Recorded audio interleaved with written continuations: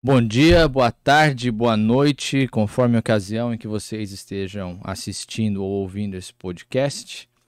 É um prazer poder estar falando com vocês. A gente está aqui no Burke Instituto, São José dos Campos, São Paulo. E vamos dar início a um trabalho bacana que já vinha sendo veiculado, estudado há um tempo, né? Para poder tratar de podcasts e assuntos relevantes à sociedade como um todo, né? Sociedade como um todo. E esse é o nosso primeiro, então pedimos aí a todos os nossos ouvintes que já se inscrevam no canal, que já deem o like, já apertem esse bendito sininho, né, para receberem as notificações de novos conteúdos, né? A gente espera poder estar realizando um trabalho que faça diferença não só para os nossos ouvintes, mas para a sociedade como um todo.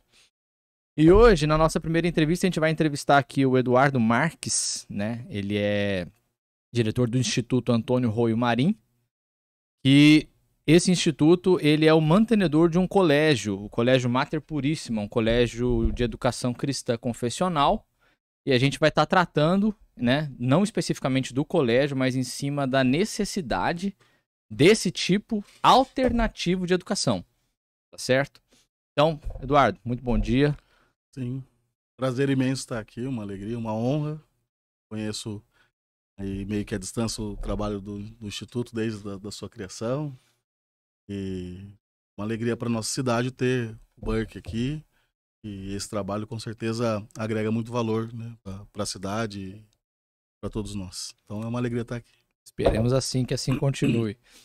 Tudo bem, Eduardo. Fala um pouco de você pra gente também, para os nossos ouvintes te conhecerem um pouco melhor. O que que você faz? Como é que você foi parar, né? Nesse, nesse meio, né? Sim. Bom, sou daqui de São José, o que é uma raridade. Nascido e criado aqui. Isso não é normal mesmo, Não não. é normal, né? Eu e minha esposa. Atualmente sou presidente, né, do Instituto Antônio Roio Marim. Tá. O Instituto ele nasce de um grupo de amigos, né? Começamos a estudar juntos, né? E aí nós vimos toda essa questão da engenharia social e também da tomada da educação para conseguir implantar muita coisa dessa agenda, né?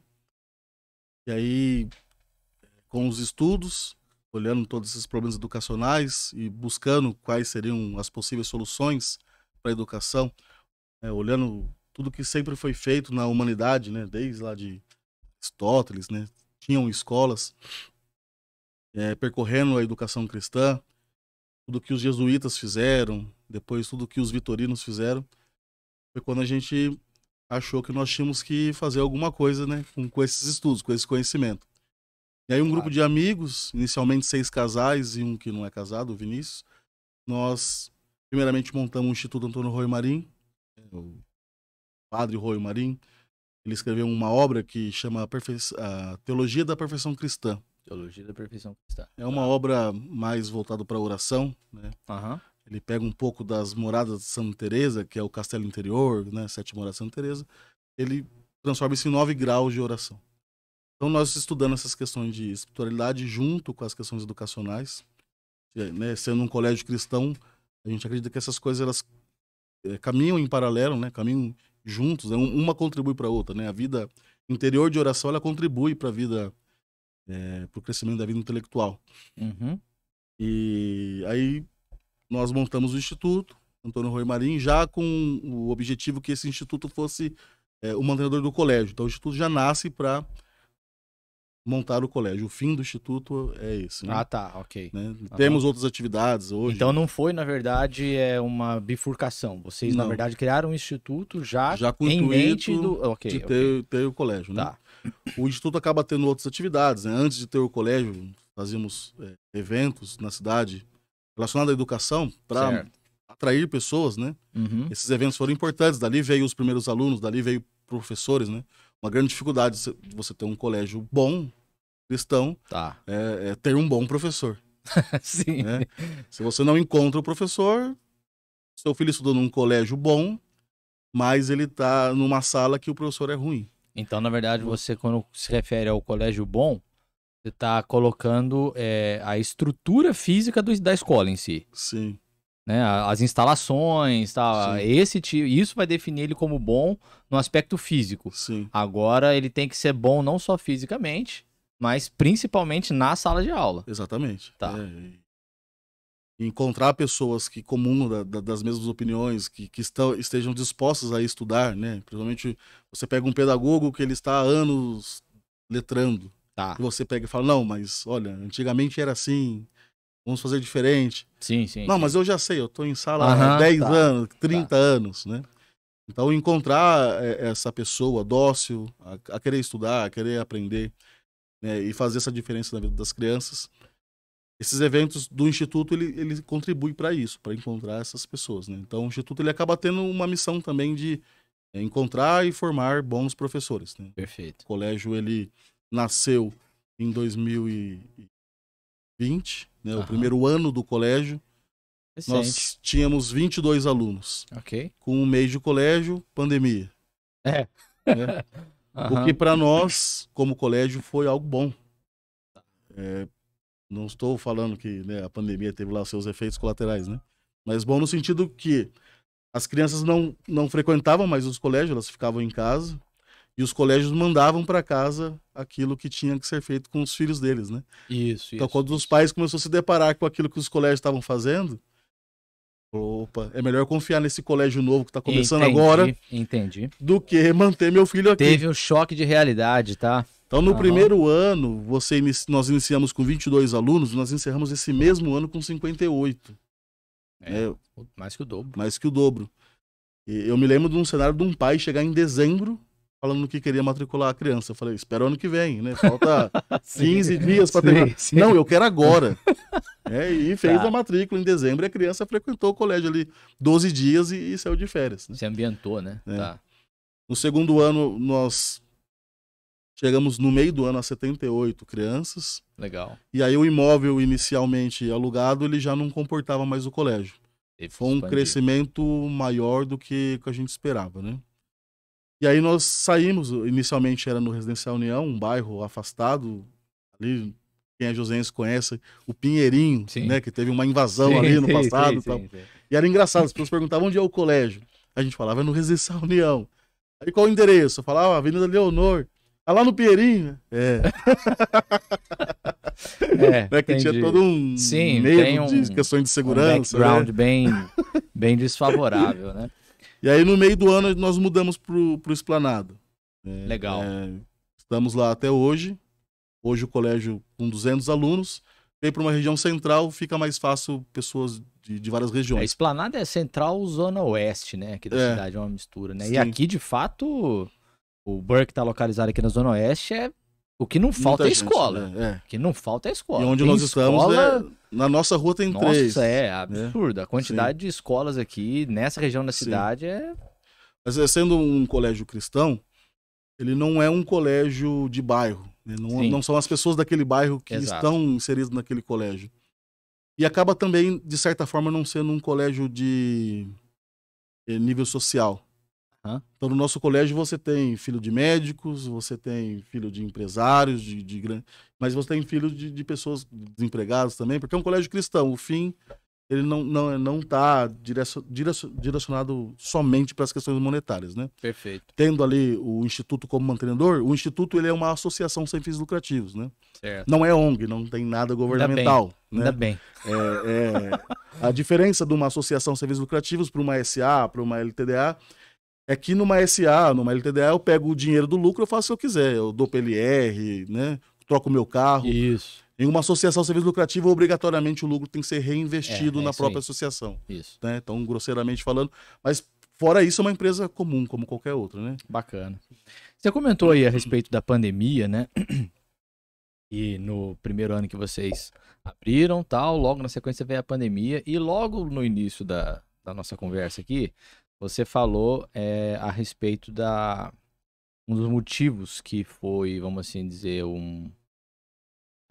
por falta de melhor palavra, foi a base, né, para que vocês começassem esse trabalho, que é a tal da engenharia social. Sim, sim. Né?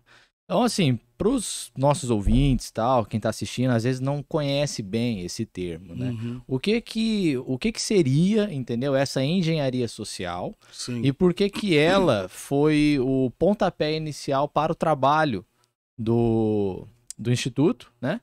Além disso, se você acredita, tem muitos que acreditam, né? Eu não sei, tenho minhas dúvidas aí, mas tem gente que acredita que o Covid como um todo em si foi um projeto de engenharia social. Sim.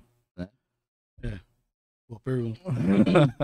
Eu vou responder contando uma história pessoal. Tá. Quando eu era adolescente, vou beber uma água aqui que ele quer me pegar na curva aqui. Não, Brincadeira.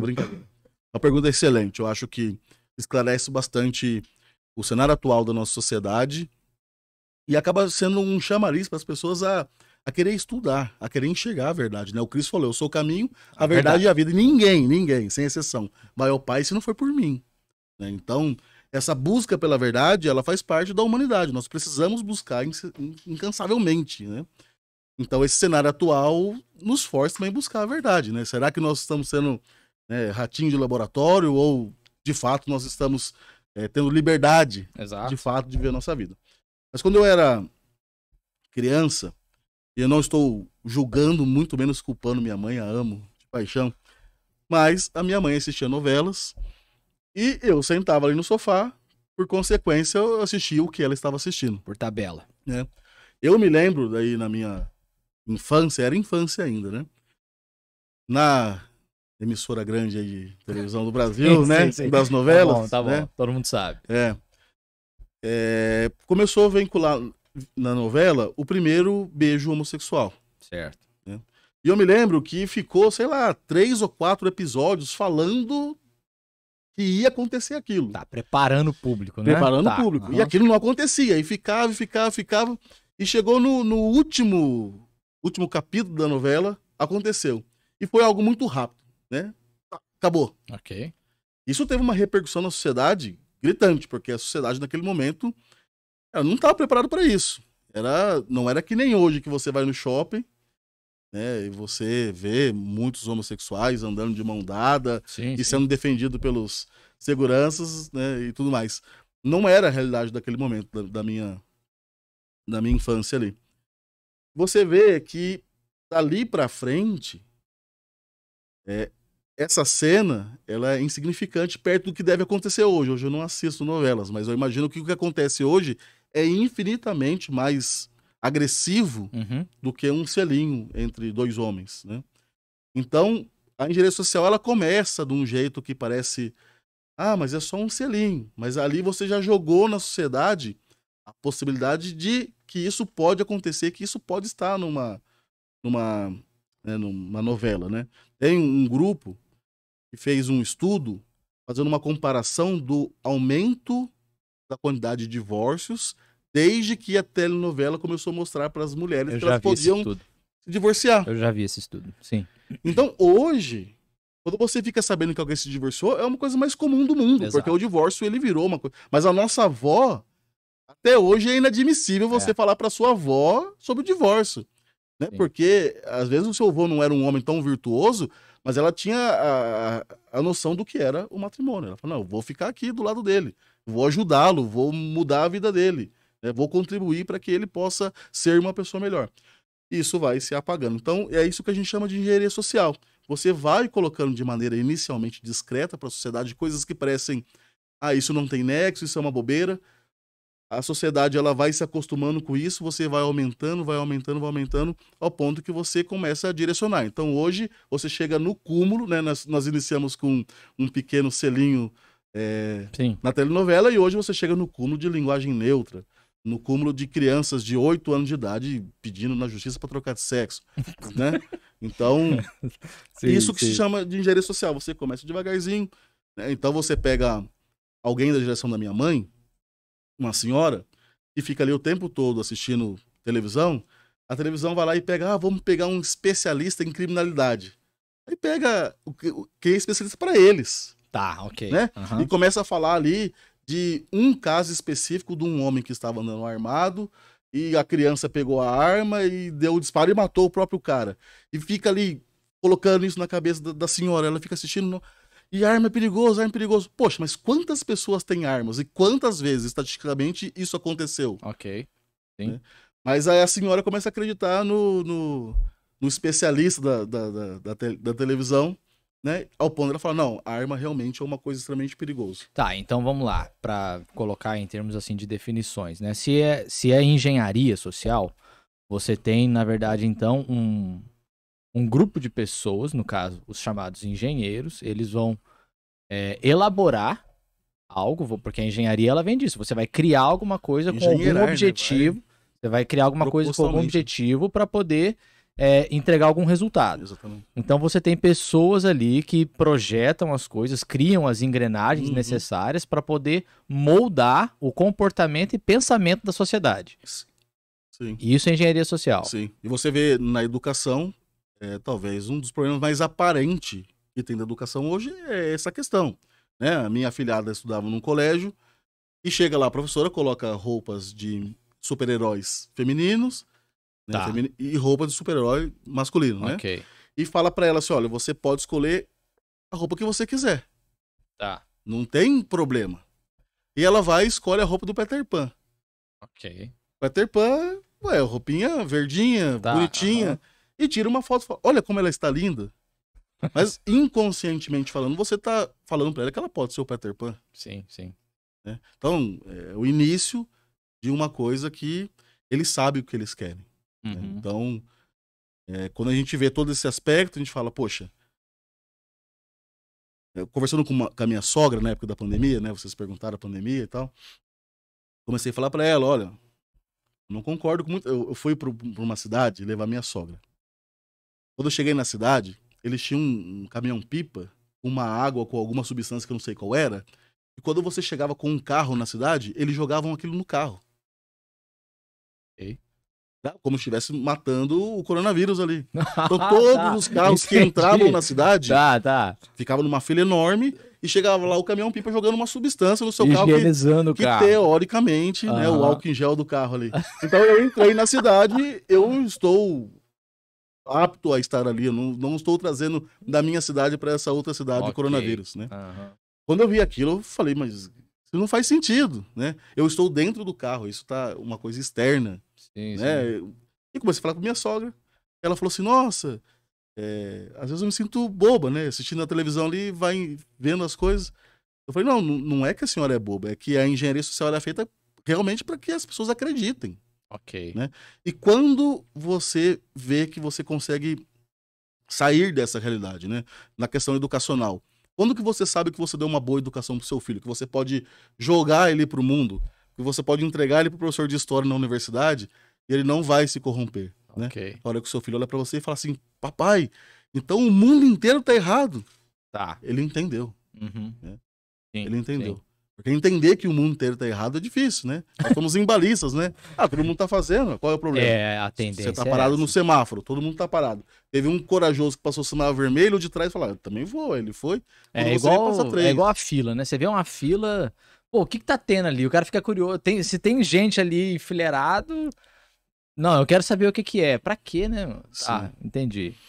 A gente é criado não, mas vamos lá, a engenharia social, ela vai moldando o pensamento da sociedade com algum objetivo que, né, pra gente não ficar divagando também em cima disso, mas o objetivo final, pelo que a gente observa, né, isso não só na parte da educação, mas como você colocou também aí a questão do número de divórcios aumentar durante após as novelas e tal, através de mídias. Sim. Mídias, né, porque a sociedade consome esse produto. Então, através da cultura, da literatura, das artes, né, vai sempre corrompendo, né, de maneira que a sociedade passe a ser inserida num contexto de alteração de padrões. Sim. Eu queria colocar até um exemplo interessante, assim, também sou pai, né, tenho 2 filhos, e assim, eles já foram inseridos num contexto moderno, porque né, eles são novos e tal. Sim. E aí eu lembro que eu fiz um teste com eles, né? Onde eu coloquei uma foto de um prédio histórico, para quem conhece o Teatro Municipal no centro do Rio de Janeiro. Lindíssimo Belíssimo, aquele prédio. Aí eu coloquei a foto do teatro, né? Juntamente com a foto do prédio da Assembleia Legislativa, também do Rio de Janeiro, que é um prédio muito bonito. E aí eu coloquei o prédio da Assembleia Legislativa de um estado, não me lembro qual, e um outro prédio desses modernos aí. E perguntei pra ele qual que ele achava mais bonito. Aí ele falou que achava mais bonito o prédio moderno, com linhas retas, sem detalhes, nada. Mas qual foi o feedback que eu tive dali? Ele já tá inserido nesse contexto e o olho dele acostumou com aquilo como um padrão.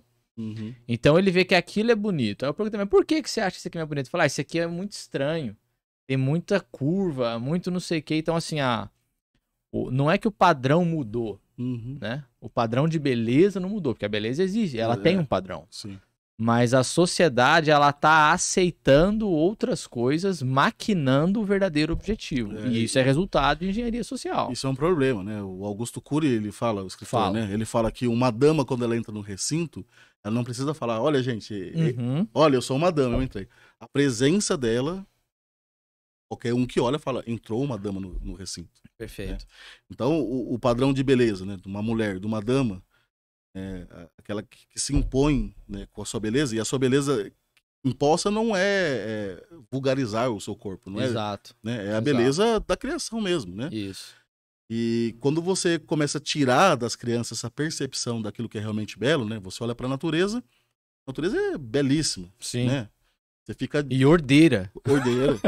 Você fica horas diante do mar vendo a água indo e voltando, aquele barulho, aquele som. E quem fez isso, obviamente, tem que ser muito mais belo do que isso para conseguir fazer. Tá. Né? E aí você chega que o ápice da beleza é Deus. Ok. Então, quanto menos você tem condições de enxergar a real beleza, isso tá te afastando de Deus. Sim. Né? Porque ele é a beleza em plenitude. Beleza última, né? Que a gente poderia falar a mesma coisa com a verdade. Né? Eu sou o caminho, a verdade e a vida. Então, quanto mais você está próximo da verdade, mais você consegue se aproximar de Deus. Ok. Né? Então vai daquele A verdade princípio... não é relativa. Não é. É importante deixar isso claro. Teve uma discussão aí que eu tive com um grupo de profissionais da minha área, né? Pessoal tem grupo de WhatsApp ali e tal. Aí teve uma pessoa que falou assim, não, mas poxa, essa aí é a sua verdade. Falou assim mesmo. Aí eu falei, pô, como assim? Aí complicou. Não existe isso de minha verdade, sua verdade. Se existe mais de uma, ela deixou de ser verdade, Sim. Caramba. Opinião, cada um tem a sua. Verdade é uma só. Ponto de vista, aquela câmera tá vendo essa caneca de um Exato. ângulo, essa de outro. Um tá lendo, o outro não sabe o que tá escrito. Não, ponto de vista, você Ele pode ter não 500. sabe que eu acabei de derrubar água aqui. Mas aquela câmera com certeza sabe. Mas qual é a verdade? A água eu derrubei. A água caiu. Tá, ele vai falar assim, não caiu não. E ele vai falar, caiu sim. Pode falar, porque ele não tá vendo aqui, não tô vendo aqui.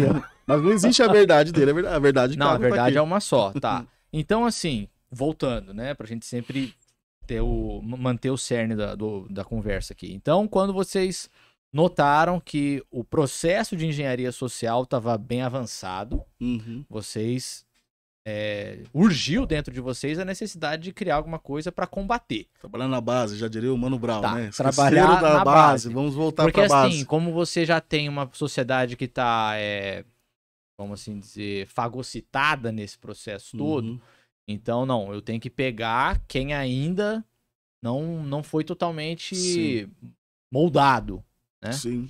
Aí vocês desenvolveram um instituto para poder manter colégio, a escola. Sim. Tá. Poderia ser, e eu não faço uma crítica, pelo amor de Deus, né? Mas a gente poderia, individualmente, cada um falar, vamos fazer homeschooling. Vamos cada um criar os nossos filhos.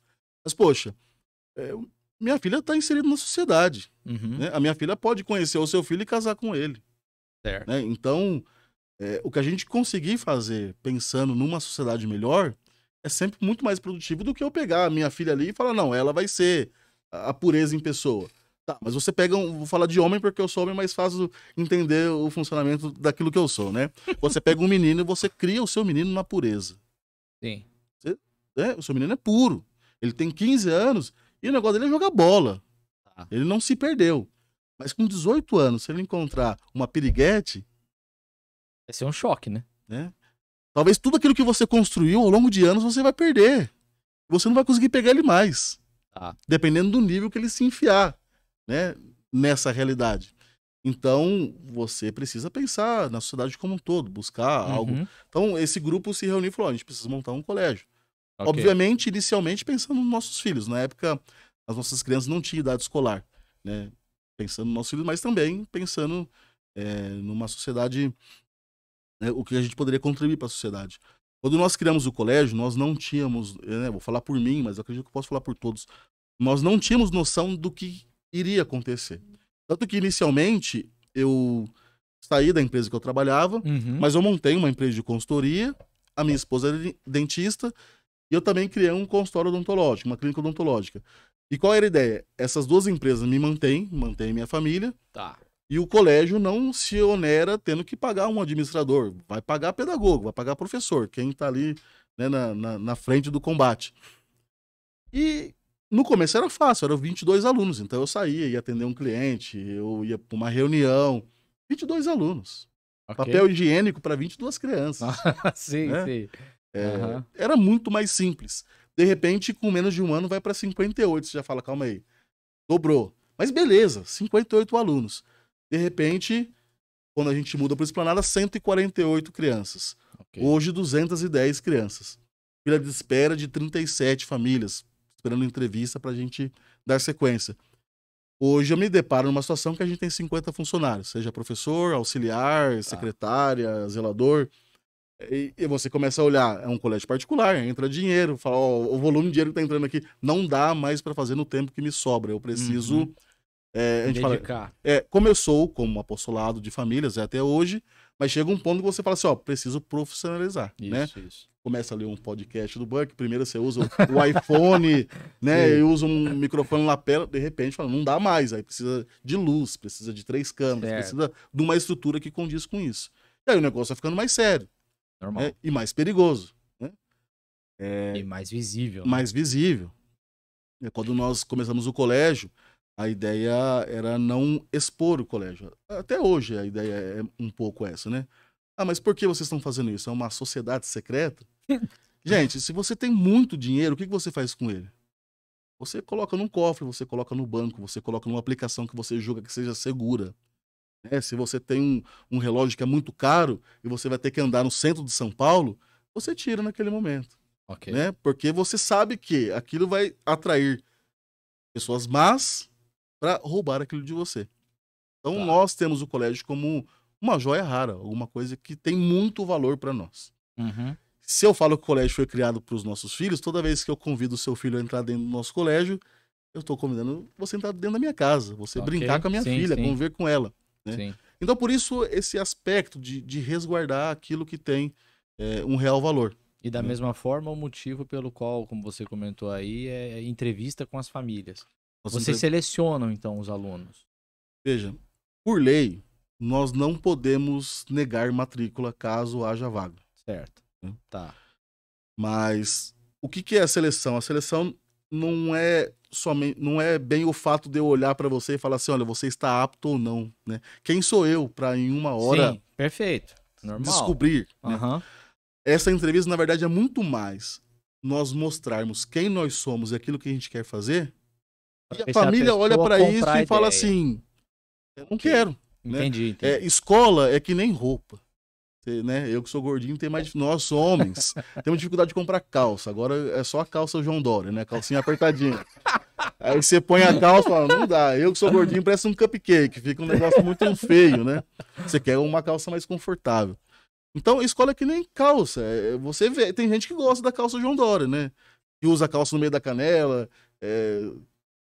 sapato, Tá, não, né? Exótico. Eu entendi a tal, alegoria aí, né? tá. Então, escola é a mesma coisa. Então, nós queremos pessoas que vistam essa camisa e falam, puxa, ela caiu bem.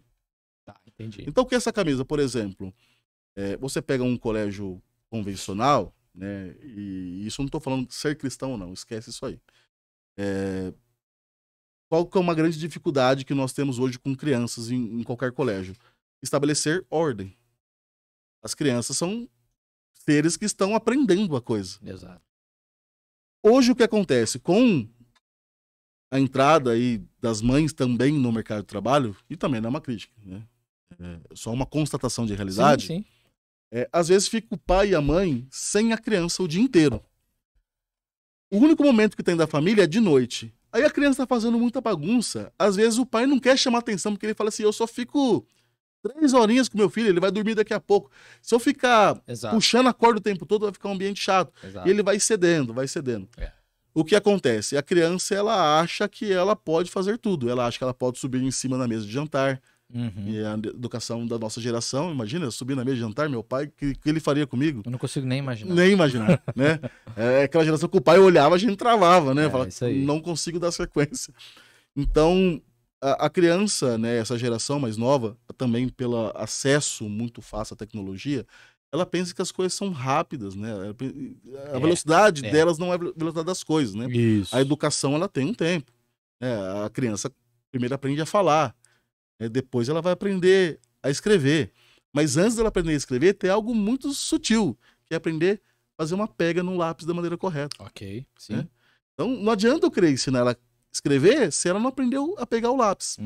Então, nesse processo que os pais, às vezes, ficam muito distante das crianças, as crianças dessa geração são mais mimadas.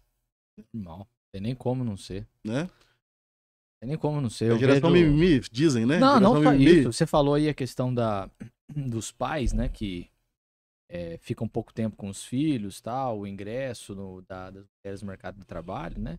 É importante a gente colocar que isso também é um resultado da tal engenharia social. Exatamente. Né? Isso não foi ao acaso. Não foi ao acaso. Né? Você vem, na verdade, assim, você observa o tempo todo a ideia de que você precisa daquilo, criam necessidades no ser humano. Exatamente. As quais ele incorpora para si, e aí para poder atender aquilo, não tem que trabalhar mais e mais e mais e tal. Ninguém tá sendo contra o trabalho aqui. Exatamente. Okay? Nós trabalhamos. Fundamental deixar isso claro, exatamente. Ok? Nem o trabalho das mulheres. Não, de forma nenhuma. Só que assim, isso tem um preço, né? Tem um preço, e a gente tem que estar consciente e fazer essa pergunta. Não, eu tô disposto a pagar esse preço de sacrificar uma educação do meu filho em prol de algo que eu acho que eu preciso ou que eu preciso. Será que eu preciso mesmo? Tal? Aí você vê hoje trabalho remoto, coisas que contribuem para você ficar em casa com a família. Várias mulheres que eu conheço optaram em trabalhar meio período. O mesmo meio período que a criança está no colégio, a mãe está trabalhando. Isso. O outro período que a criança está em casa, a mãe está em casa também. Isso. Então, assim, existem formas de você conseguir mitigar isso aí sem ser muito drástico, né? Mas eu tô querendo dizer, essa criança mimimi, que o pai não repreende, que é criado talvez por uma avó que não tem mais tanta vitalidade para acompanhar aquela energia, né? Ou por uma babá, quando ela chega no colégio, ela não tem, claro, essa questão de ordem nem de hierarquia.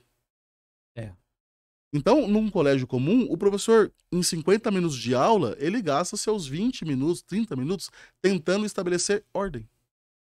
Tentando fazer com que as crianças fiquem quietas. É um tempo perdido que você não... E a matéria não entrou, aí não entrou português, aí não entrou matemática. Então, a ordem, ela é importante. Agora, se a criança não tem essa ordem dentro da sua casa, dificilmente eu vou conseguir impor dentro do colégio. Então, o colégio é uma extensão da casa. Você matricula o seu filho dentro de um colégio.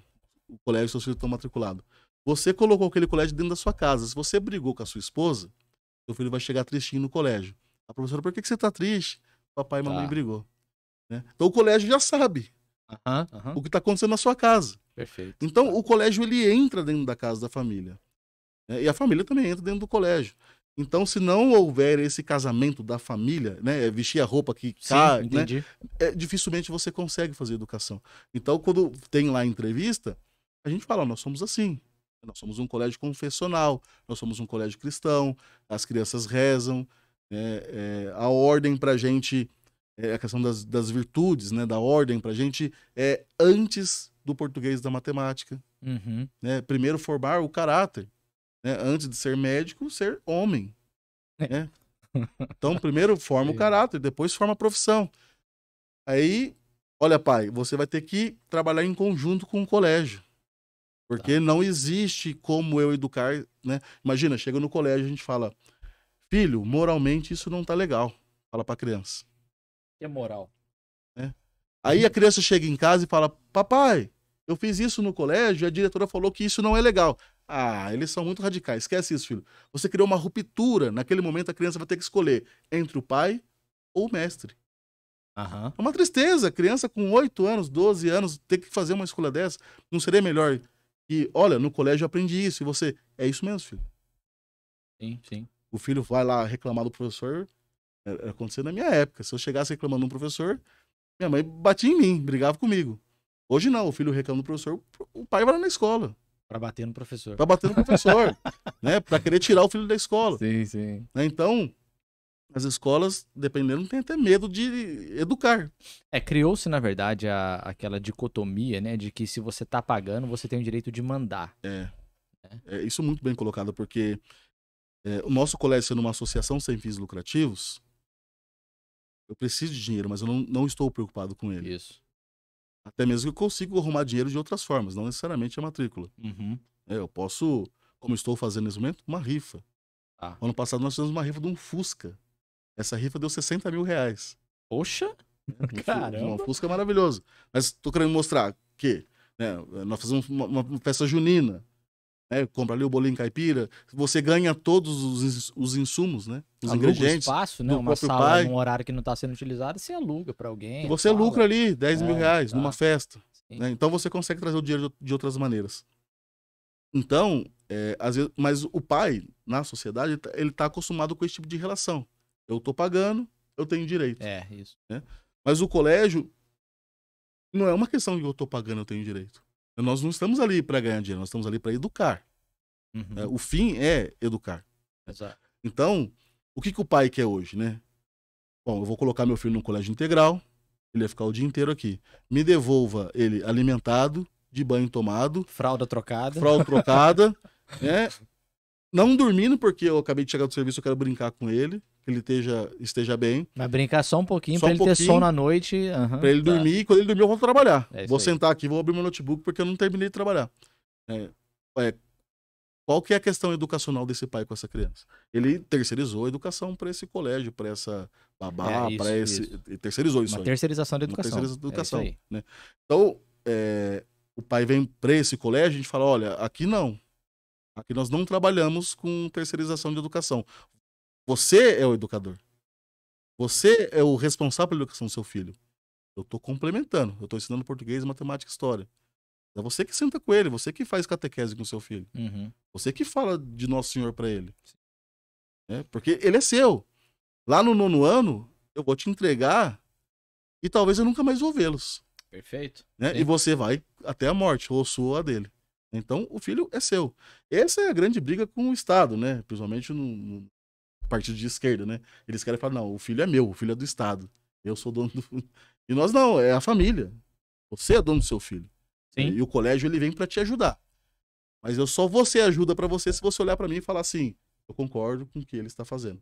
Então, essa entrevista, ela é muito mais para quem é fora da casinha, olhar e falar, cara, eu não quero não, eles são chatos. Tá certo, Eles vão ficar me ligando, vão ficar enchendo a minha paciência aqui. A gente colocou ali, quando eu uso o celular aqui, pessoal, é porque eu anoto pontos da conversa para depois retomar, tá? Não é desatenção com o nosso convidado aqui, o Eduardo. Mas é o seguinte, a gente colocou ali, eu coloquei 5 pontos aqui, né?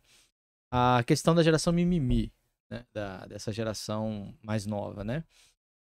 Um detalhe simples, alguns colegas meus me conhecem mais próximos, eu comento o seguinte, a gente é de uma geração, não só a gente, mas nossos pais também, a questão da ordem. Pegando o mesmo gancho, tá? Antigamente, os desenhos, o entretenimento, ele tinha um horário. Uhum. E tal desenho passava tal horário depois de tal desenho, uhum. né?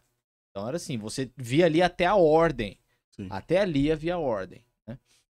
E vamos supor, você tá lá vendo aquele desenho, aí sua mãe falava, Eduardo, vem almoçar. Poxa, mãe, mas tá nessa hora. Vem almoçar. Acabou. Mas eu vou perder. Vai. Ah, eu vou perder tal... Vai perder tal parte. Vai perder tal parte. Não, porque não passava, Sim. né? Hoje em dia, né, eu corrijo isso nos meus filhos, inclusive, né? Porque minha esposa vai lá, eles estão vendo algum desenho, ela, ó, vão almoçar. Aí o que eles fazem? Eles pausam o desenho.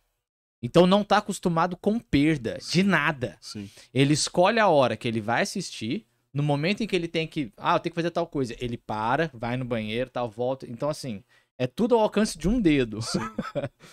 Ao alcance de um dedo, ele assiste a hora que ele quer, ele pausa a hora que ele quer, ele avança o que ele não gosta. Então, assim, ele não tem... Rei. Ele é um rei. Basicamente, ele é um rei, entendeu? Ele tá com aquele controle ali, ele é um rei e ele acha que a vida vai ser desse jeito. Sim. E, na verdade, não é. Então, quando ele chega na escola, como você bem colocou, e, não, aqui tem ordem. Mas eu quero beber água agora. Não vai, cara. Você não vai beber água agora. Porque o professor viu que ele não quer beber água. Entendeu? A matéria tá quer densa. tumulto a aula. A matéria tá densa, ele não tá conseguindo entender, ele quer fugir, né? Sim. É esse movimento de foge da dor, busca prazer. Foge da dor, busca prazer. Nós somos assim. Foge da dor, busca prazer. Aí Cristo vem e fala assim, eu sou o caminho, a verdade e a vida. Ninguém vai ao Pai se não for por mim. E aí Cristo foi pro Calvário. Foi pro alto de uma cruz. Mas nós não, foge da dor, busca prazer. O meu pai, quando ele estudava, ele contava a história. E com certeza vocês estão vendo aí, estão lembrando do pai de vocês, eu tenho certeza que é muito parecida. Meu primeiro brinquedo foi uma enxada, eu andava não sei quantos quilômetros. Eu andava não sei quantos quilômetros para chegar na escola, era em cima de um caminhão e tal. Você tem tudo.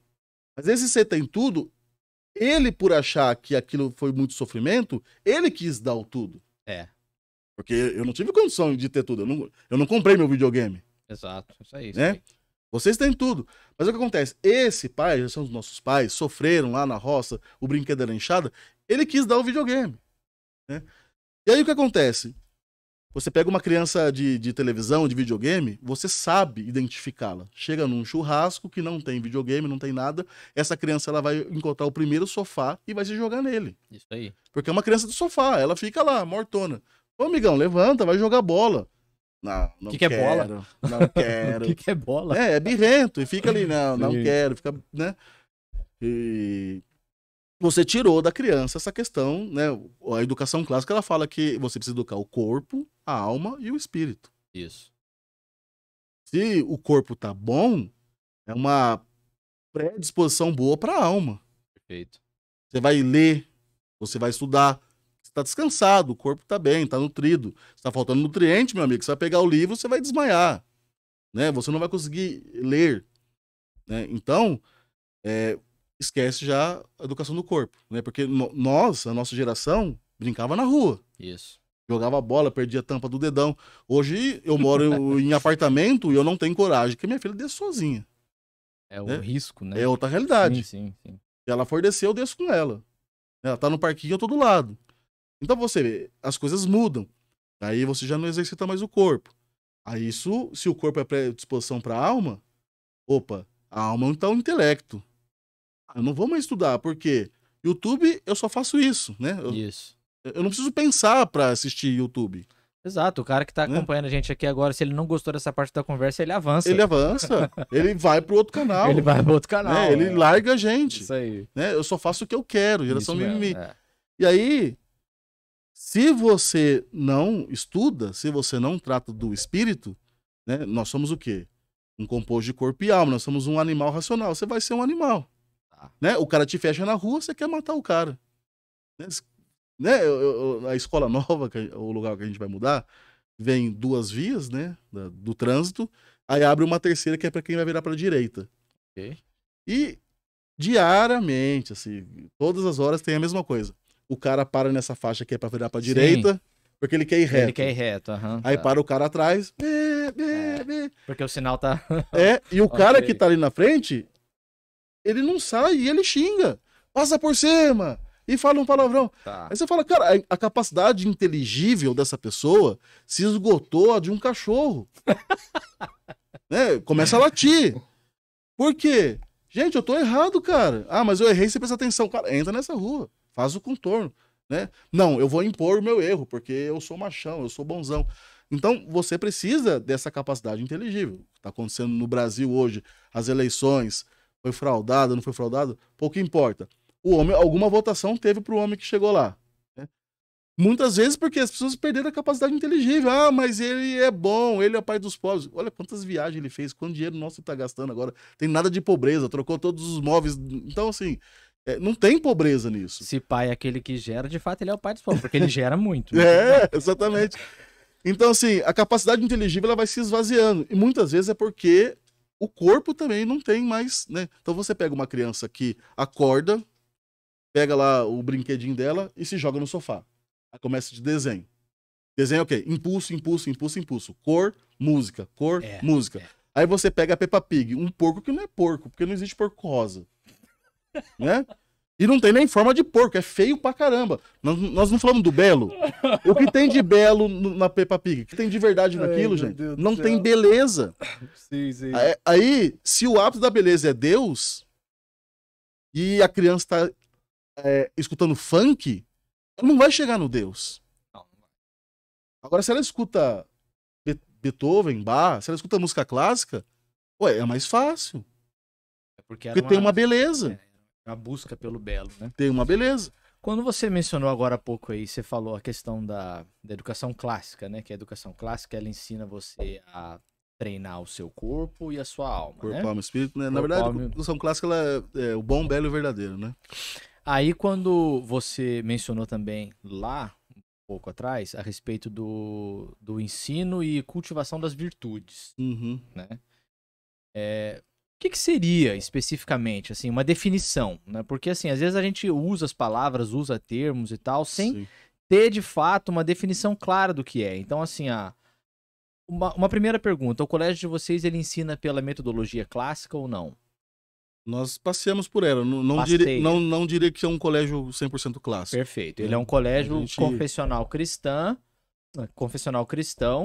que não vou dizer adequa, mas ele incorpora elementos da educação clássica. Não tem como você negar que existe um analfabetismo funcional.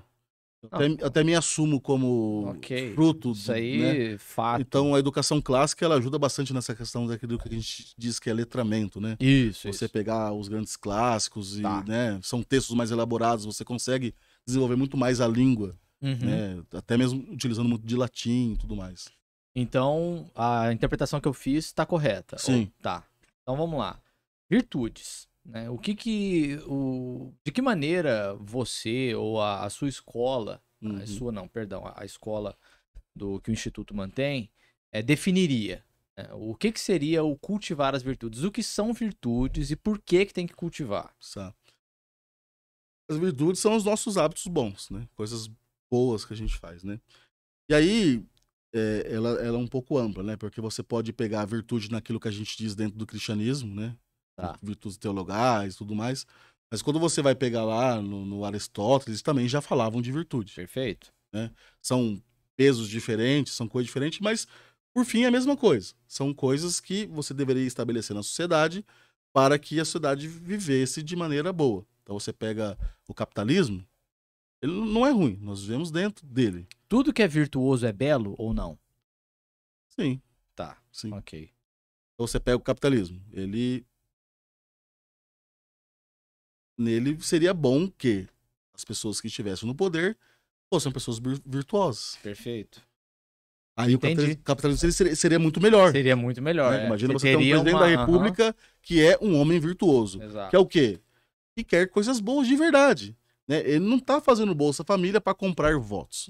Ele tá fazendo Bolsa Família porque ele sabe que existe fome e ele quer acabar com a fome. Olha, o tanto de dinheiro que tem, tantos anos que existem a nossa república. Se você focasse em tirar as pessoas da fome, elas tinham saído. Sim.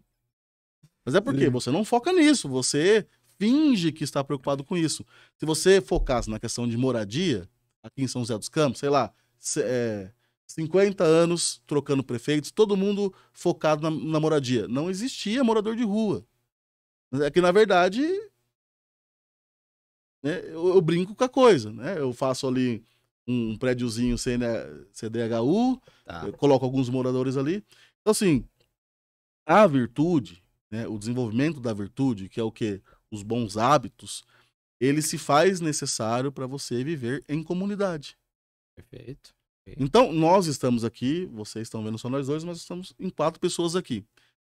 Essas 4 pessoas, cada um tem um jeito, cada um tem uma história, cada um tem uma cultura, cada um tem uma coisa. Mas a gente precisa encontrar algo em comum para a gente viver bem aqui. Se a gente não encontrar esse algo em comum, de repente um cara vai... Nós estamos aqui gravando. O cara de trás começa a fazer mímica, fazer gracinha, nós vamos perder a atenção do que está sendo feito. Perfeito, sim. Então, ele não fazer gracinha, né, para Aristóteles, já é um desenvolvimento de virtude. Então, o que é virtude? É aquilo que vai manter a regra, a ordem para a comunidade, né? Porque se não tem isso, eu não consigo ter uma vida comunitária. Ok. Na família, existe o amor, né? Eu amo a minha esposa, eu amo a minha filha. É isso que dá a liga entre nós, é esse amor. Então, no meu casamento, um casamento cristão, né, tem aquela Sagrada Escritura que as mulheres deveriam amar, que fala, mulheres, sede submissas aos vossos maridos. Né? Por quê? Maridos, amai vossas esposas assim como Cristo amou a igreja. Cristo amou a igreja até a morte de cruz. E mulher que não quer submissa ao homem que vai morrer por ela, que vai dar a vida por ela. Não é o homem que bate na mulher, não é o homem que não deixa ela fazer o que é importante para ela, que não compra aquilo que ela tem necessidade. Sim. É o homem que cuida dela, que não vai deixar um ladrão entrar na casa, que não vai deixar nada de mal acontecer. Então, as mulheres, se elas entendessem isso, elas falaram, essa passagem é fantástica, né? O peso dessa passagem é para nós. Fica fácil ser submisso a um cara assim, né? O peso é para nós. O Cristo tá falando para nós, olha, você tem que morrer pela sua esposa. Caramba, eu tenho que morrer por ela. Eu tenho que cuidar dela, eu tenho que cuidar da minha família. Então, na família você tem esse amor. Agora, por mais que eu goste de você, dificilmente eu vou desenvolver um amor por você que eu vou querer morrer por você. Né? Então, a virtude passa a ser essa liga quando você sai do ambiente familiar e você vai para um ambiente comunitário, que seria uma grande família, uma estrutura. Né? Você pega, antigamente, não existia seguro de vida. Sim. E morria muitos homens na construção civil. Mas aquela sociedade era uma sociedade mais virtuosa. Ué, tem muita morte e não tem seguro de vida? Mas era o quê? Quando você morria, eu abraçava a sua família. Não precisava do convênio, não precisava do banco dar uma miséria para ela todo mês. Não, a sociedade era mais virtuosa, todo mundo cuidava daquela família. Né? Meu pai faleceu, eu tinha 16 anos de idade. Adolescente, precisava muito do meu pai naquele momento. Minha mãe sempre dependeu do meu pai. Meu pai que trabalhava, meu pai que tomava conta das finanças da casa. Quando meu pai morreu, minha mãe ficou perdidona. Falou, e agora? Como é que eu vou fazer? Com 3 filhos, eu não sei como fazer as coisas. Sim. Entrou em depressão lá, minha mãe ficou 10 anos praticamente chorando em cima de uma cama. Um tio meu, vendo essa cena, alugou a casa vizinha minha. Então, ele com a minha tia, fez parte da minha educação, né? E ambos cristãos de denominação diferente. Meu tio não é da mesma denominação que eu. E foi morar do meu lado ali, para cuidar de mim. Quantas vezes eu fui chorar no colo da minha tia? Saía no portão, entrava no outro e ia lá chorar. Porque minha mãe não tinha condições de me dar aquilo naquele momento. Então,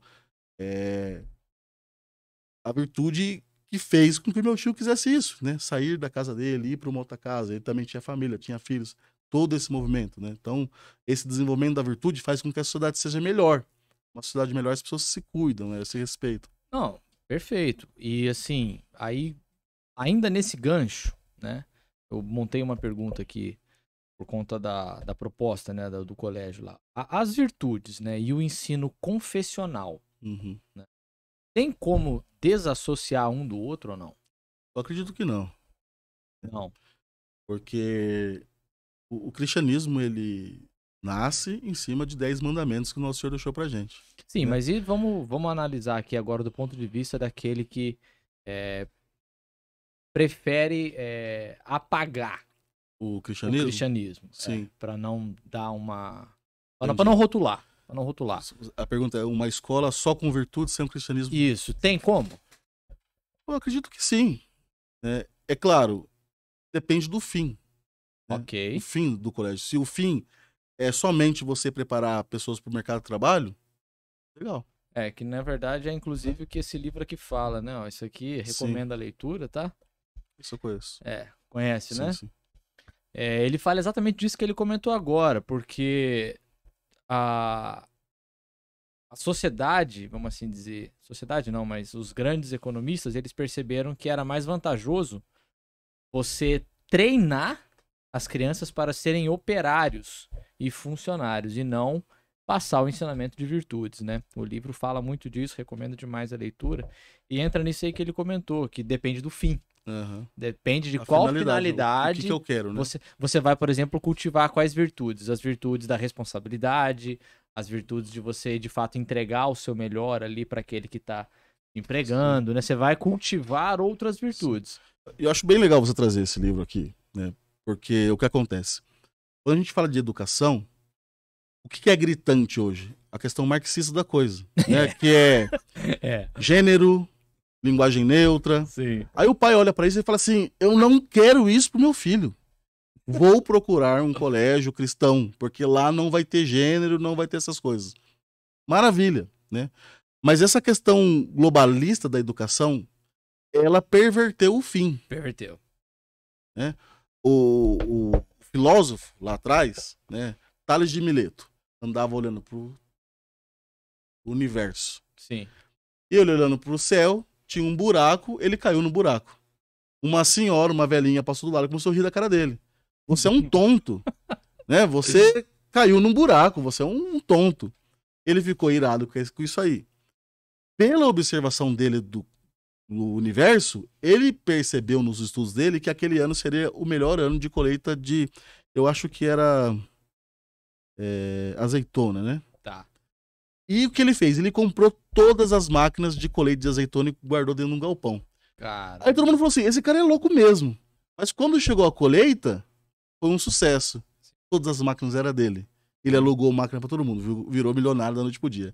Chegou na senhora, tá vendo? Não sou tonto. Eu estou observando o que tá acontecendo no mundo. Mas eu não tô preocupado com o dinheiro. Captou o dinheiro tudo pros pobres, né? Tá. Isso é Tales de Mileto. O que eu estou querendo dizer com isso? Naquela época, você estudava porque você queria ser sábio. Isso. A finalidade da educação era, eu quero entender, eu quero aprender. De repente chega o diploma. Quando chega o diploma, eu não quero mais estudar para ser sábio, eu quero educar para ter o diploma, porque o diploma, ele tirou a necessidade de eu ser sábio, porque eu tenho o canudo, entendeu? Eu sou formado em engenharia, mas eu me formei na faculdade mais sem vergonha à distância, eu não manjo nada, mas eu tenho o diploma. Olha, essa questão então eu sou engenheiro. Essa questão do diploma é até interessante, vale contar uma história, ele contou do Tales de Mileto aqui, não sei se... Talvez muitas pessoas já conheçam, né? Mas para quem não conhece, vai aí. A história de um homem, um japonês, chamado Soichiro Honda, né? Ele é de fato o fundador da Honda, né? Honda Motors. E aí, eu lembro que ele foi recusado em alguma empresa, né? Do ramo automobilístico, do ramo de motores e tal, porque ele não tinha o diploma. Porque ele largou não foi a escola, não lembro se era a faculdade específica, mas sei que ele não tinha o tal do canudo, ele não tinha o canudo. E aí ele falou abertamente, né? Dizem que ele falou abertamente pro cara, olha, o diploma ele vale menos do que o ingresso de cinema, porque o ingresso de cinema eu vou lá, compro e eu tenho a garantia de que eu vou assistir o filme. O canudo, eu vou lá, pago ali e tal, tem canudo, mas ele não é garantia nenhuma de que eu tenho capacidade ou intelecto para poder desempenhar alguma coisa, né? E ele, de fato, durante os anos em que ele foi vivo, ele não exigia a chancela de canudo para ser funcionário dele. Ele queria, era o intelecto, entendeu? Sim. Era o intelecto. Porque hoje em dia, né, costumo usar uma analogia que eu aprendi com o meu pai, né, onde ele falou o seguinte, olha, hoje em dia, basicamente, é o seguinte, o canudo diploma, ele é aquele cartão magnético para você passar na catraca. Dali pra frente, ele não serve pra mais nada. Sim, é perfeito. Entendeu? Você usa o canudo pra, tá aqui, eu passei ali pela catraca e entrei pela porta da empresa. Daqui pra frente, o canudo não tem nada a ver. Nós percebemos isso, todos nós percebemos isso. Ainda mais quem tem filhos, né? Quem não tem também. Na medicina. O médico antigo, que era o médico da família, ele acompanhava a família, ele sabia todas as suas doenças, ele sabia o que ia acontecer. Quando você tossia, ele falava, isso é isso. O histórico familiar, né? Hoje, o médico é tratativa e erro. Você leva o seu filho no pediatra, não na pediatra que eu vou, que ela é muito boa. Né? Diga de passagem. Mas você leva numa pediatra, ela fala assim, é virose, né? Com Covid é Covid, né? A primeira coisa que o Covid fez foi acabar com a virose. Sim. Né? E com a dengue. Ninguém morreu de dengue naquele ano, mas tudo bem. Aí chega no médico, é virose. Porque virose é uma coisa muito global. Sim. Aí te dá lá um monte de medicamentos, você vai na farmácia, gasta 300. Aí fica 3 dias, a criança persiste. Aí você volta lá Isso. no PS. Ah, então não é virose, eu acho que é não sei o quê. Então, às vezes, Porque é outro médico já, né? às vezes o seu filho tá doente e você tem 3 receitas Isso. de remédio, porque tentativa e erro, né? Isso já é um pouco do reflexo do diploma, Uhum. né? Porque o médico não está preocupado em estudar a fundo a discussão dentro da medicina relacionada à vacina, né? Uma parte fala, não, a vacina é perigosa porque não respeitou o tempo de uso, mas tem uma parte que defende, né? Uhum. E muitas vezes é por falta de se aprofundar naquilo, né? Então, quanto menos você estuda, mais você é uma presa fácil, né, para quem está querendo te induzir a algo. Pra quem tá querendo usar a engenharia pra te moldar, né? Eu me lembro quando eu trabalhava na indústria e eu estava montando um conjunto ali e ensinando um rapaz que tinha acabado de chegar, Certo. né? Então ele era o novinho, eu estava ensinando ele. E eu errei uma parte. Uhum. Cortei errado uma parte e não tinha como concluir. E eu dei para ele, conclua aí. Ele foi tentar concluir e não conseguiu. Ele veio para mim e falou assim, eu não consigo terminar. Falei, por quê? Porque você errou. Eu falei, eu errei?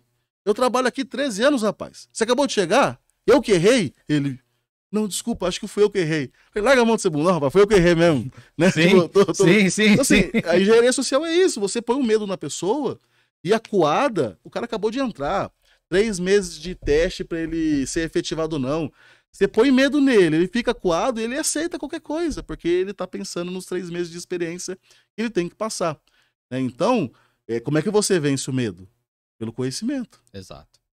Você precisa do conhecimento para vencer o medo. Ah, eu estou com câncer. Puxa, estou com medo, vou morrer. Não, calma, deixa eu estudar. Que tipo de câncer que é? Onde é esse câncer? Teve metástase? Não teve? Isso vai te dando uma força e você fala, não, vamos lutar.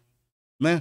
Ah, eu descobri que tem uma pessoa que teve 8 anos câncer desse que eu tô tendo e não morreu até agora. Isso vai te dando uma força, esse conhecimento vai te dando uma... Aí você luta. Quando você luta, a tendência de vencer é muito grande, né? Então, mas, câncer, tô com medo. Puxa, tô com medo.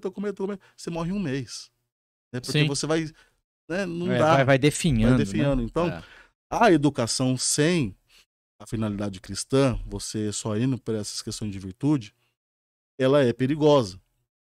Por quê? A finalidade ela vai ditar, né, o resultado daquilo. Uhum. Qual que é a finalidade da educação hoje? É o mercado de trabalho. Então, por que as mulheres entraram no mercado de trabalho? Porque, juntou todos os homens, todo mundo trabalha e gera uma riqueza, é muito mais, mas vamos lá, 1 milhão. Aí alguém pensou e falou assim, olha, se eu botar as mulheres, vai dobrar a capacidade produtiva, então não vai ser mais 1 milhão, vai ser 2. Uhum. Né? Então, o que acontece? O mercado, ele dita, né, a educação. Então, nós moramos em São José dos Campos, é uma cidade industrial, e engenharia é uma boa faculdade para nossa região, porque tem muita empresa. Sim. E todo mundo vai para engenharia. Exato. Então, você vai fazendo com que a cidade tenha uma educação muito técnica, muito ligada a exatas, mas você esquece de educar o homem. Antes de ser engenheiro, eu sou um homem. Exato. Aí eu me lembro lá do... Posso falar nome de gente famosa? Pode? Me lembro lá do Roberto Justo, naquele programa dele de Tá Contratado, Demitido. Shark Tank Brasil, né? O Aprendiz, obrigado, isso. E aí, ele demitiu um rapaz. Aí o rapaz ficou bravo, achou que foi injustiçado. E falou pro Roberto Justo, eu sou melhor do que fulano, você tá ficando com fulano, tá me demitindo? O Roberto Justo falou em outras palavras assim, você coloca no seu lugar, quem manda aqui sou eu. Aí, eu sou um homem bem-sucedido. Ele usou essa palavra. Uhum. Aí o rapaz virou pra ele assim, você, bem-sucedido? Você casou não sei quantas vezes. Os seus filhos não olham pra sua cara. Sim. Como assim você é bem-sucedido? Olha, perante a isso, entendi. Ele é bem-sucedido. Eu já vi onde você quer chegar. Ele é bem-sucedido. Mas vamos lá, um homem bem-sucedido, né? Eu trabalhei numa empresa de engenharia, você tava do lado de pessoas que eram gênios. O cara, numa prancheta, fazia um cálculo estrutural. Você fala, cara, esse cara é um gênio.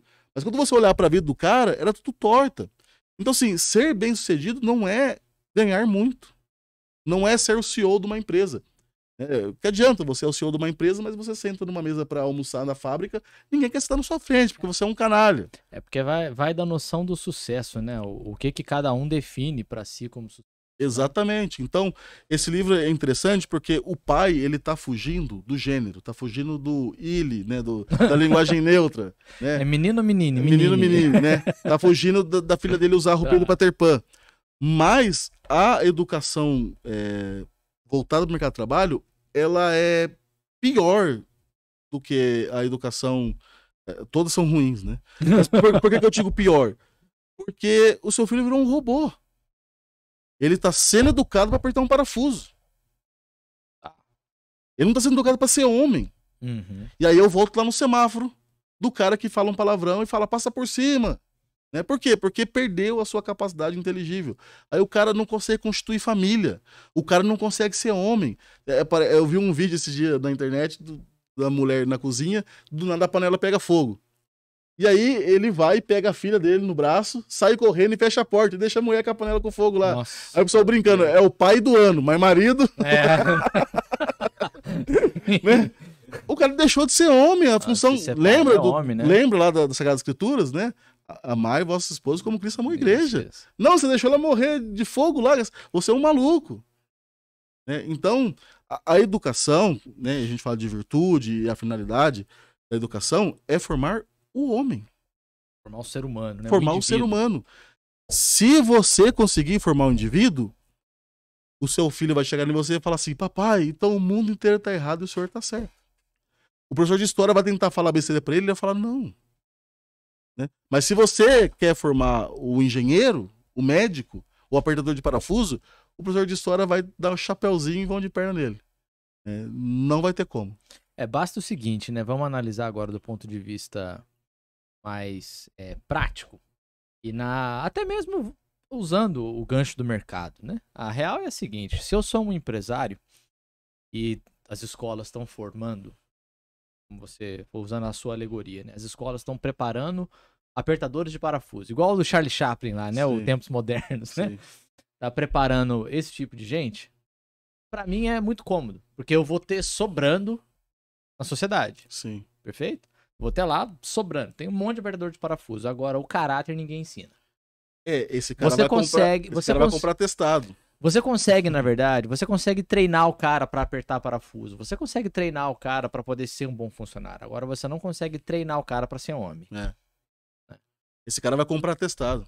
Eu falo como empresário, já tive, né, empresa de consultoria, tive uma clínica odontológica. Eu falo, não, o cara é maravilhoso, tirou 10, trabalhou na USP, mas ele vai te enganar. Né? Qualquer dorzinha de barriga que ele tiver, ele não vai trabalhar. Por quê? Porque ele não é homem. Ele é um robô. E o robô, se você tira da tomada, ele para de trabalhar. Então, a princípio parece que a educação tecnicista é muito boa, porque meu filho vai ter um bom emprego, o meu filho vai ganhar muito dinheiro. Mas aí, o que ele vai fazer com esse dinheiro? Sim. Vai encher o nariz, né? Então... Aí vamos lá, pegando um gancho aqui, usando aqui a minha colinha aqui, pegando um gancho naquilo que você falou, ó, nem sei quanto tempo aí, mas já tem um tempo aí que você comentou. Pai, eu ouvi isso da minha professora, ela falou tal coisa, né? Uhum. E aí o pai vai lá e fala, não, isso aí o povo besteira. É radical, tal, besteira, né? O que acontece? Um escritor, né, vou até ler o trecho aqui, porque eu achei muito legal. Ele comenta de que, assim, de que não tem como você existir e não tem como você ensinar, mesmo a virtude, qualquer coisa, né? E principalmente o ensino voltado às virtudes. Não tem como você ensinar sem ter algum soberano. Não tem como. Um mestre, né? Sim. Existe a pressuposição de um soberano. Sim. E aí ele escreve aqui, ó, que a negação de um soberano presume a soberania de outro. Exatamente. Não tem exceção. O mundo é hierárquico. Ele é hierárquico, ele é ordeiro. A força da natureza é maior do que a nossa força. Perfeito. Então, quando a questão que você comentou ali da entrevista com os pais, faz todo sentido. Porque se a professora fala uma coisa na escola e o pai fala diferente dentro de casa, não é que os dois tenham que pensar da mesma forma. Mas a virtude deveria ser igual. Do contrário, o filho, a criança, ela não vai saber qual deles é soberano. Sim. qual delas ela vai ter que seguir. A Sim. tendência, né, deveria ser Os pais, né? seguir os pais. Uhum. Agora, se os pais foram moldados pela engenharia social, né, e já Sim. adquirem outros valores que fogem das virtudes, vamos colocar, por falta de um termo melhor, as virtudes clássicas, Uhum. vai afetar totalmente o andamento daquela criança Sim. pro resto da vida, Sim. né? E aí, o outro ponto que ele coloca aqui é que, assim, como você comentou logo no começo, né, que ele fala que não há exceção, tem que ter um soberano e ponto final. E a melhor forma de você ensinar a soberania e ditar quais valores e quais virtudes vão ser cultivadas é através do ensino. Ele coloca aqui o seguinte, ó, usando a Bíblia, né? Quando Jerusalém foi sitiada por Nabucodonosor e seu exército, o que ele fez? Primeiro veio o saque à antiga religião, aos costumes judaicos, e a introdução do novo soberano, no caso, Nabucodonosor. Sim. E por último, olha só que interessante, veio a captura dos melhores e mais inteligentes para serem doutrinados nos moldes da nova religião controlada pelo Estado. Sim. A religião majoritária de uma nação determina o currículo educacional a ser controlado pelas autoridades. Isso aqui é verdade. Isso é atual. Não, porque ele citou de Nabucodonosor, mas é atual. É atual, né? Você pega assim, ó, no PISA, toda referência é uma referência. Isso. Né? Ponho peso em referências boas, mas o PISA não é a referência, mas é uma referência. No PISA, a educação da Finlândia é a melhor educação há décadas. Sim. Quando você mede todos os países, isso está acabando. A Finlândia também está chegando ideologia lá. E aí vamos lá, vamos dar uma olhada um pouco no que acontece na Finlândia. Na Finlândia, o ápice da profissão é o professor. Aqui no Brasil é o CEO. Você encontrou com o CEO de uma empresa, esse cara é um cara bem sucedido. Sim. Né? Na Finlândia é o professor. Então, para você dar aula na Finlândia, era assim ao menos. Eu tenho um livro lá que explica a educação na Finlândia. Você teria que tocar bem um instrumento musical. Tocar bem um instrumento musical não é tocar Legião Urbana seguindo o livrinho. Né? É tocar bem um instrumento musical. Sim. E você tem que ter escrito alguma coisa de referência para a sociedade. Um livro, algum estudo, um artigo, alguma coisa. Isso são pré-requisitos. É muito difícil ser professor na Finlândia. O processo seletivo ele é difícil. Aí eu pergunto, o cara que chegou lá, ele precisa ser engessado com material didático? Não. Ele é um mestre. Ele chegou lá. Eu não preciso pegar o sistema Pitágoras de ensino e falar, ensina. Não, ele como mestre, ele consegue olhar para aquela turma e ele consegue desenvolver a educação de um jeito que todos estão entendendo. Então você vê que o próprio material didático, ele é perigosíssimo. Uhum. Porque ele é um caminho de perversão. Porque se o material parece ser muito bom, mas na linha 17 tá falando um negocinho sutil. Né? Tá jogando a sementinha. Mas eu tô querendo dizer, vindo no texto que você leu, a importância do mestre na educação é fundamental. Uhum. Se eu não tenho mestre, é aquilo que a gente falou no começo. Seu filho tá numa escola boa, mas tem um professor ruim. A escola é ruim. Sim. Seu filho tá numa escola ruim, mas o professor é bom. A escola é boa. Então, o que é a escola? É o mestre. Por que ter um instituto antes? O Burke ajuda bastante. O que vocês vendem? Cursos. Formam mestres. Uma vez que a pessoa está formada, ela está apta a exercer aquilo. Exemplo de sala de aula. A professora falou uma palavra e a palavra parecia sexo. Mas não era, não lembro a palavra. Não estava lá. Que seja. Aí uma menininha pegou e falou assim, sexo, kkkk, e riu. A professora, uma mestra, ela olhou para aquilo e ela silenciou. Continuou dando aula. Uma outra menininha chegou da mesma sala, chegou em casa e falou pra mãe, mãe, fulana falou sexo na sala de aula. A mãe, que absurdo! É um colégio cristão! E não sei o quê. Aí vai e liga. Que patifaria, o que tá acontecendo, tal, não sei o quê. Não, calma aí, vamos ver o que tá acontecendo. E ligamos pra mãe da menininha que falou. Mãe, aconteceu isso. Dá uma sondada, mãe muito parceira.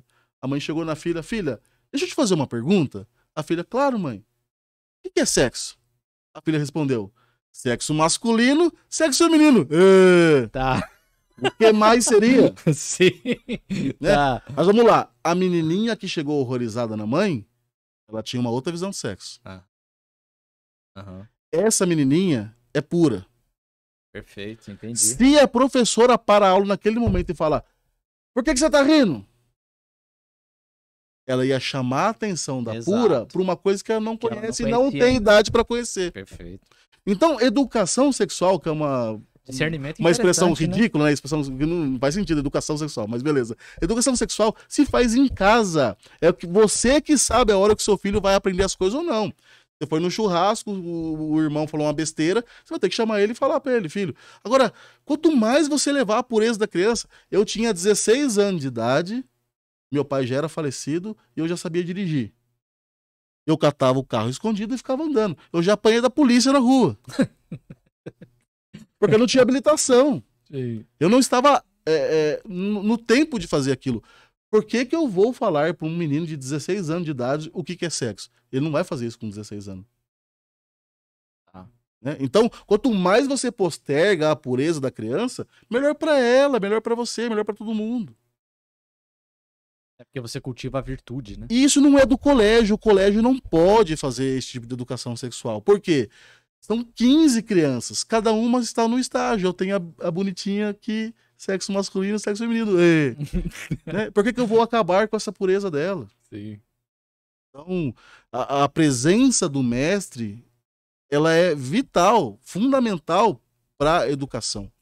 Porque se essa professora tivesse errado ali, ela poderia ter corrompido a turma.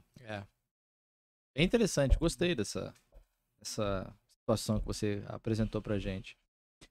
Voltando lá, pegando um gancho que você falou a respeito de a criança ouvir o funk e aquilo não vai desenvolver nela virtude, não vai desenvolver nela senso comunitário, tudo aquilo que a gente sabe que deveria, que faz parte da formação do ser humano, formação do indivíduo. Sim. Né? Queria que você falasse pra gente, porque você mencionou ali também a questão da educação clássica, os pilares, e que a escola de vocês, ela agrega, incorpora, né, elementos disso. O que as artes clássicas, né, no caso música, literatura, cultura, né, o que elas, de que maneira as artes clássicas se relacionam com as virtudes? De maneira direta, né? Porque as artes, ela tem um poder de comunicação, né? Música. A música ruim, tem até um aplicativo que chamava, acho que Desescuta. Desescuta? Não já ouviu falar? Não, eu não conhecia. Quando você tava com uma música ridícula na cabeça, você entrava no aplicativo, daí ele te dava uma pior ainda. Caramba, tá. Música chiclete, sabe? Sim, sim. A arte, ela tem esse poder, né? De entrar na gente, né? De penetrar profundamente na gente. A música, principalmente, né? Todas as artes, mas um quadro bonito, né? A minha filha, eu tenho um quadro bonito em casa, 2 cavalos, um cavaleiro, assim, muito bem pintado. Ganhei de uma pessoa importante. Deve ter até um valor esse quadro, mas eu ganhei. E eu me lembro da minha filha, bebezinha aqui, ela ficava olhando para aquele quadro ali no meu colo. Entendi. E até hoje. Captava, né? Até hoje, ela já tá com 1 ano e 10 meses, ela gosta, ela fica olhando pro quadro. A arte, ela tem essa comunicação direta com a gente. Principalmente a música. Né? Então, a minha filhadinha, ela toca violino. Então, quem toca violino, escuta músicas que tem violino. Lógico. Né? Então, se passa um carro... Não é o bonde do Tigrão, Não né? Tá. Se passa um carro com som alto na frente da casa dela, ninguém ensinou ela a fazer isso. Ela tampa os ouvidinhos dela e fala, que feio. Na compreensão artística de quem toca ali, pra ela aquilo não é música. Né? Aquele batida, aquele negócio não tem nada a ver. É barulho. Né? Pro desenvolvimento de uma música. Né? O violino não tem escala para tocar aquilo, é por ouvido. Né? O violão tem as escalas musical e tal. Pra você, né? Eu toquei bateria, né? Quando eu era mais adolescente. Se eu fosse tocar numa banda de rock, é fácil, porque rock é é fácil, né? Pagode, é fácil. Agora, se você vai tocar uma música clássica, o tempo da música, ele é perfeito. Se eu tô tocando ali numa banda e eu errei o tempo na bateria, eu faço uma virada. E todo mundo aplaude, olha, que eu consigo consertar. Na música clássica não existe isso. Se o cara do violino errou, ele matou a peça. Então, é a perfeição. O tempo, o maestro ali controlando. É a perfeição do tempo. Eu não posso errar o tempo. Né? Então, aquilo te remete a uma perfeição. Né? Aquilo te remete a uma beleza. Qual que é o ápice da perfeição? Deus. O ápice da beleza? Deus. Aquilo te remete a Deus. Isso. né? Então, quando você pega coisas não belas e você transforma isso numa beleza inexistente, foi o que a gente falou no começo, você está distanciando de Deus, porque Deus é a beleza em suprassumo. Perfeito. Né? É isso aí. Então, as artes clássicas, né, ela tem essa facilidade de aproximação de Deus, né? A música é muito usada para isso, né? Nos cultos, nas missas, você vê a utilização da música, né? Ela é um canal, né? Um Ela é um canal de canal de comunicação. ligação, de Um canal de comunicação, comunicação. né? Então, tem uma importância muito grande. E se você consegue fazer com que as crianças tenham contato com aquilo que é mais nobre, é melhor, né? Uhum. Você pega, olha, não tem como negar que o canto gregoriano ele tem mais valor musical do que uma música polifônica. Tá. Na sua complexidade de exercitar aquilo. Uhum. Né? O Pablo Vittar é cantor. Não, não é não.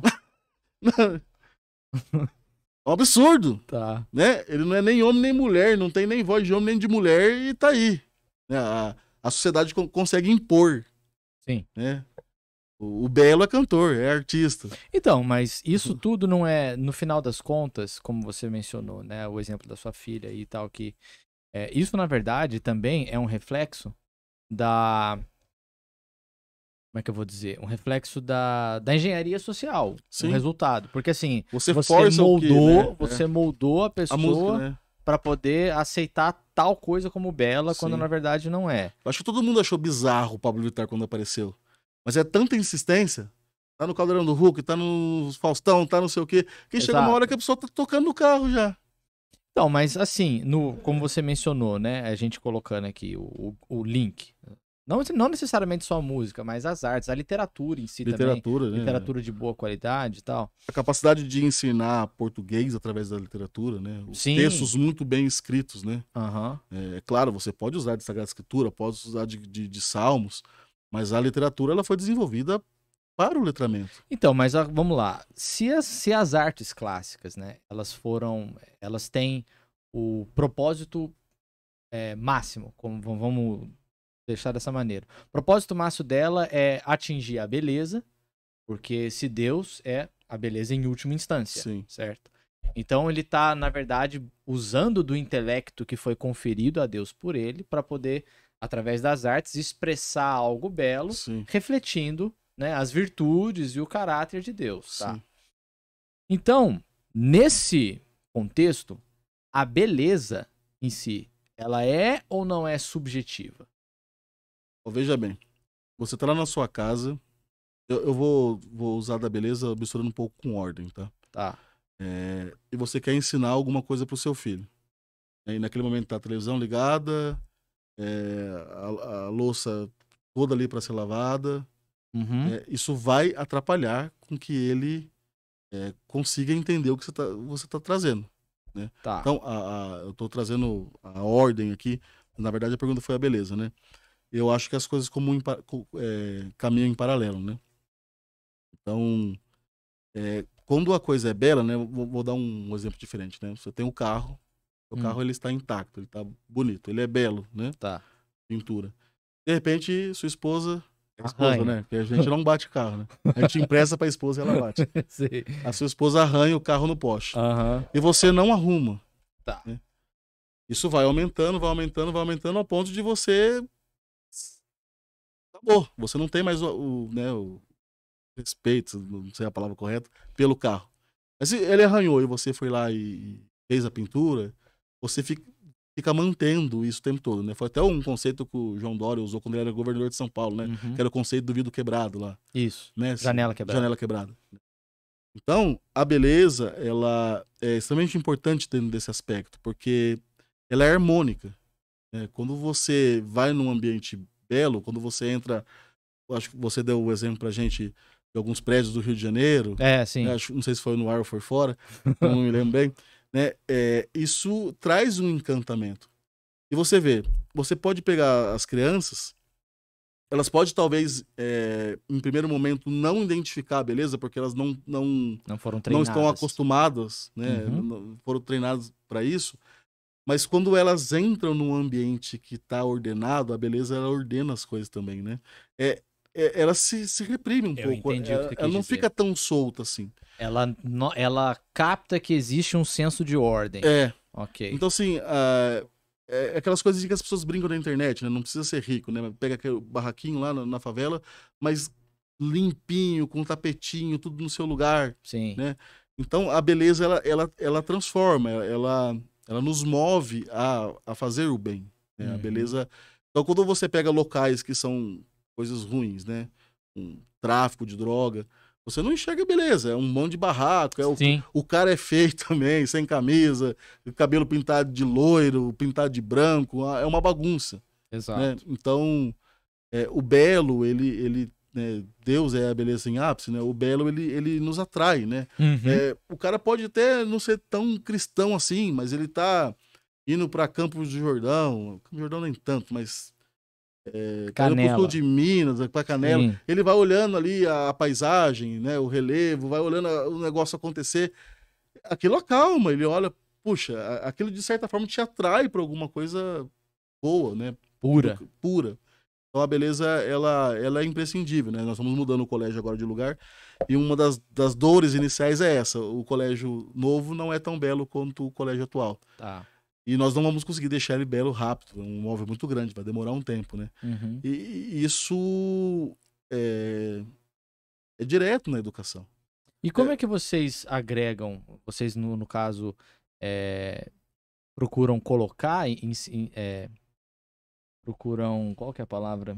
Procuram incutir nas crianças, ali ao longo das aulas, senso de beleza? Sim. Sim? De que maneira? Aula de arte, né? Não, mas além da aula de arte, por exemplo, a matemática eu acho um negócio belíssimo, porque Sim. assim, não tem como você maquiar os números. Os economistas de esquerda conseguem, não sei como. Né? Mas assim, os números não vão mentir, Sim. né? Se o cara seguir o processo matemático ali, aquilo ali é de uma beleza Sim. descomunal e mostra, na verdade, que não tem como você fugir de quem criou. Sim. Ela é um reflexo. O desenvolvimento da matemática ajuda demais nas crianças entenderem a verdade. Aquilo é verdade, aquilo é absoluto. Isso. Né? Então você vai desenvolvendo a matemática e elas conseguem entender que existe uma hierarquia, existe uma ordem, existe uma regra, e por fim a beleza ela tá junto dentro desse processo, né? Entendi. No caso, vamos supor, vocês estão... Tô divagando. Aula de geografia. Uhum. Como é que faria o link da necessidade, da beleza e o cultivo de virtudes através de uma disciplina? Geografia, por exemplo. Sim, aí traz de novo pra gente a importância de sempre ter um mestre, né? Porque o mestre ele tem essa habilidade de estar falando de qualquer assunto e dentro daquele assunto você coloca Deus, você coloca a beleza, geografia, então vamos ver isso aqui, vamos... Então a importância necessária primeiro é o mestre, para ele ter um conhecimento vasto e dentro ali de uma aula ordinária, de uma coisa simplória, né? Não estou menosprezando geografia, história, sim, sim. você conseguir trazer aspectos que vai contribuir para o desenvolvimento da criança na beleza, na ordem, na disciplina, né? Então você consegue em todas as matérias trazer essas coisas, né? Geografia, você vai pegar um país específico, você sabe que aquele país é muito belo, então você vai explorando isso aí, ou você sabe que aquele país existe uma ordem muito grande, então você vai pegando aspectos de coisa diferente e dentro da aula você vai chamando a atenção para aquilo que você quer, né? Vou falar sobre a caneca, então, olha, isso aqui é uma caneca e tal, tem a parte que eu seguro, mas se eu quiser chamar a atenção para alguma coisa, eu começo a chamar a atenção. Olha, aqui tem um logo, né? Tem um brasão, interessante. Eu exploro mais isso aqui do que outros aspectos dentro da explicação do que é uma caneca. E vocês oferecem, no caso, treinamento para os professores nessa área também, ou não? Esse foi um dos motivos de ter, antes do colégio, um instituto. O instituto. Né? Porque Entendi. o instituto ele acaba sendo o formador do colégio. Então, o que acontece? A maioria das professoras são mães, né? Mulheres e mães. Uma vocação mais feminina, essa questão, principalmente nas cidades menores. Eu pego uma criança do infantil, coloco um homem para dar aula, fica o tira no jardim da infância, fica um negócio meio estranho, né? Sim. Meio sessão da tarde. Dificilmente a mulher vai ficar ali meio período dando aula, no outro meio período ela volta para casa, tem que fazer o almoço ou a janta, cuidar da casa, cuidar do marido, da família. Então a gente proporciona para o professor, dentro do ambiente de trabalho dele, dentro do colégio, ele se forma ali dentro também. Tá legal. Então eu tenho sempre o professor e o auxiliar. Tem alguns dias da semana que o auxiliar fica em sala com a matéria que o professor deu e ele está sendo formado dentro do colégio. Eu tenho 2 formadores dentro do colégio. Um deles vocês vão até entrevistar especificamente sobre o João Marcos. Não vejo a hora. Ele é o coordenador pedagógico do colégio e Legal. essa parte de educação clássica ele domina. Tá bom. Então, dentro do ambiente escolar, os professores também são formados. Então, Tá certo. dentro da grade dele ali, ele tem um tempo para as formações. Tá bom. Queria agradecer aí a nossa equipe que posta aqui com a gente, tá? Agradecer a vocês aí, os nossos ouvintes, aos nossos telespectadores. Lembrar aí de clicar no sininho aí, tá bom? Dar aquele curtir, né? E se inscrever no nosso canal. Esse aqui é só o primeiro, mas a gente vai desenvolver muito mais conteúdo aí pra vocês, tá bom? E queria que você deixasse uma mensagem aí de despedida aí pros nossos ouvintes. Sim, primeiramente, mais uma vez agradecer o convite, né? Eu tô feliz em estar aqui e honrado, né? E espero que isso contribua para mais pessoas. A nossa cidade tem mais ou menos 800 milhões. Não, 700 mil. 700 mil habitantes. 700 né? mil habitantes. Um colégio não consegue fazer muita coisa. Deveríamos ter centenas de colégios cristãos dentro da cidade. Nós deveríamos tentar sonhar com que a nossa cidade fosse a cidade mais cristã do Brasil inteiro. A gente fica muito preocupado com o Lula, mas às vezes aqui no ambiente mais menorzinho, não é tão pequeno assim, São José dos Campos é uma cidade grande com uma cara de interior. O povo é bom, né? O povo é cristão. Então, sonhem, montem colégios, façam o que tem que fazer, ocupem os espaços, criem novos espaços. Isso é extremamente importante. E também peço que ajudem quem está fazendo algo. Ajudem o Work, né? Ajude o Instituto Antônio Royo Marim. Entra lá no site, tem lá Adote um Aluno, né? Tem a rifa que a gente está vendendo. É importante, né, que nós possamos estar unidos, né, e apoiar quem está fazendo o apostolado, né? É engraçado que às vezes na parte da educação, eu não concordo muito com a educação clássica, eu gosto mais de um outro tipo de educação. Aí fica se degladiando, né? As duas frentes que estão fazendo coisas boas. Sim, você não concorda? Não tem problema, monta do jeito que você concorda. Nós temos que brigar com o Paulo Freire, não é entre nós, né? Sim. Não é entre nós. Então, o recado é esse, ajudem, né, as associações que estão buscando fazer esse trabalho, né? É muito difícil. A gente, toda vez que você se coloca à disposição do bem, é perseguido pelo mal. Né? Assim, pegando o gancho aí no que você falou, pra gente encerrar, né? Esse livro aqui, o autor, ele escreve um negócio bem interessante, onde ele fala que tem se tentado por muito tempo bater contra, né? Por que tá ensinando isso na escola, tal? Por que eu não isso, em vez de lutar para tentar tirar alguma coisa que está sendo colocada em resultado de engenharia social e tudo mais, por que faz exatamente o que você falou, entendeu? Eu não quero, entendeu? Eu sei que isso é errado. Ao invés de eu tentar reformular aquilo que já está contaminado, eu vou para outro caminho. Sim. Eu vou para outro caminho. Pegar um exemplo aqui, você tá num restaurante, aí tá ali, né, a comida ali você tá comendo e tal, e aí você encontra um fio de cabelo ali, né? Aí, caramba, tem um fio de cabelo aqui na comida e tal, aí o que você vai fazer? Você vai lá, puxa o fio de cabelo, aí vem uma lêndia junto, né, Aí fala assim, não, eu vou tirar, né, e essa parte aqui eu não vou... Não, você troca o prato, pô. Sim. Você troca o prato. Você troca o prato, você não vai... Não, essa parte aqui tava, essa aqui não... Não, você troca o prato. Então, a ideia que você apresentou, essa mensagem aí é fundamental, entendeu? Ajudar quem tá, de fato, buscando algo diferente e alternativas, aquilo que a gente nota que já foi contaminado. Sim. Né?